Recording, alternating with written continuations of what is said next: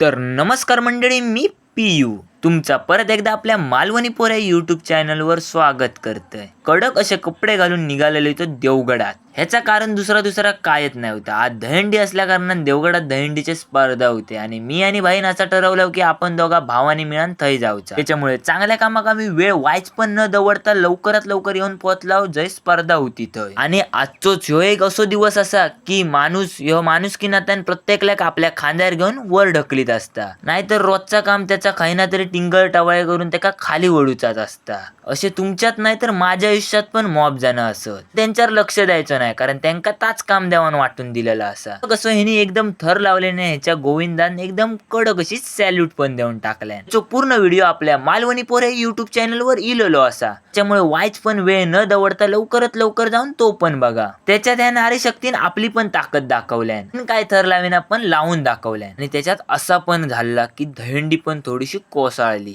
एकामेकाच्या आधारान कोणाकच काय खर्चट सुद्धा इल्ली नाही जेव्हा हे पडलेले तेव्हा.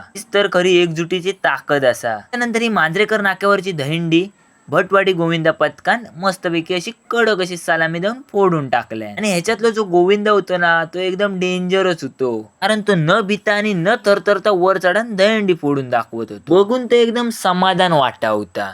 तुमका बघताना वाटत असताना काहीच नाही पण ह्यांका किती मेहनत लागली असली ती ह्यांकाच माहित असतली. त्याच्यानंतर हयच बरोबर 7 थर पण लावलेले होते आणि त्याचा व्हिडिओ फक्त आणि फक्त आपल्या मालवणी पोर युट्यूब चॅनलवर असा. तर मंडळी आजचा व्हिडिओ आवडला तर जाता जाता लाईक सबस्क्राईब फॉलो तेवढा करून जावा. चला.